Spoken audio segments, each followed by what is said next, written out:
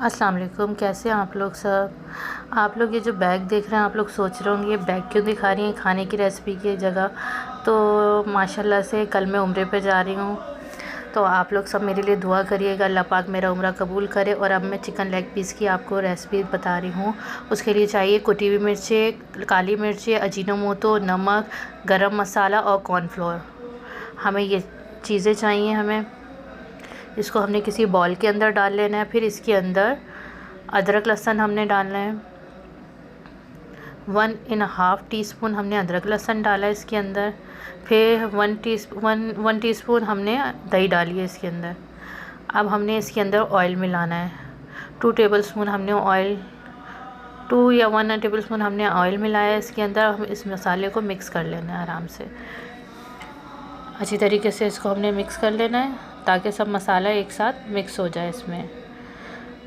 फिर इसके अंदर हमने थोड़ी सी हल्दी डालनी है, 1/2 टीस्पून हल्दी डालनी है और इसको अच्छी तरीके से मिक्स कर लेना है। हल्दी डालना मैं भूल गई थी, इसलिए मैंने एंड में डाली है, तो आप मसाले के साथ ही हल्दी भी डाल दीजिएगा।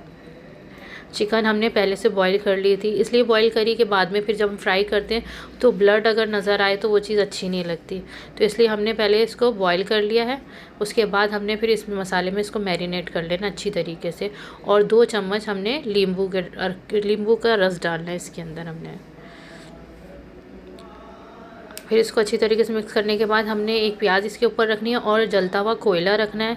उसके ऊपर थोड़ा सा ऑयल डाल के इसको ढक के रख देना है 7-8 मिनट के लिए, ताकि कोयले का धुआं इसके अंदर आराम से लग जाए, ताकि बारबेक्यू का जायका है। फिर दूसरी तरफ हमने वो लेना है अजीनोमोटो लिया है हमने, कॉर्नफ्लोर के अंदर नमक लिया है और काली मिर्च है।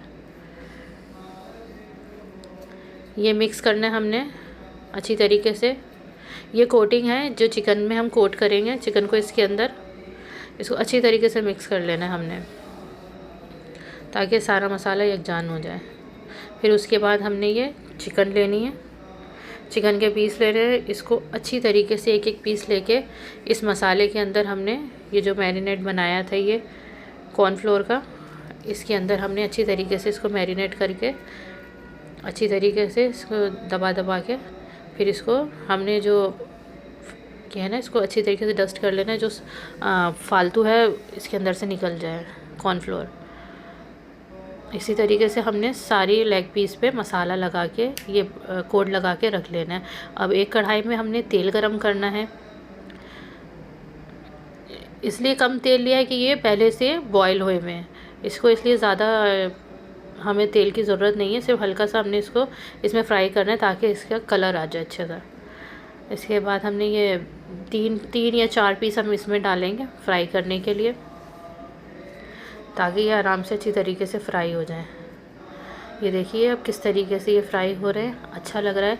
ये बच्चे बहुत शौक़ से खाते हैं। देखिए इसका फाइनल लुक। अगर आपको मेरी आसान सी रेसिपी पसंद आए तो प्लीज़ मेरे चैनल को लाइक करिएगा, सब्सक्राइब करिएगा और शेयर करिएगा। मैं इंशाल्लाह आगे आपको अच्छी वीडियो दिखाऊँगी।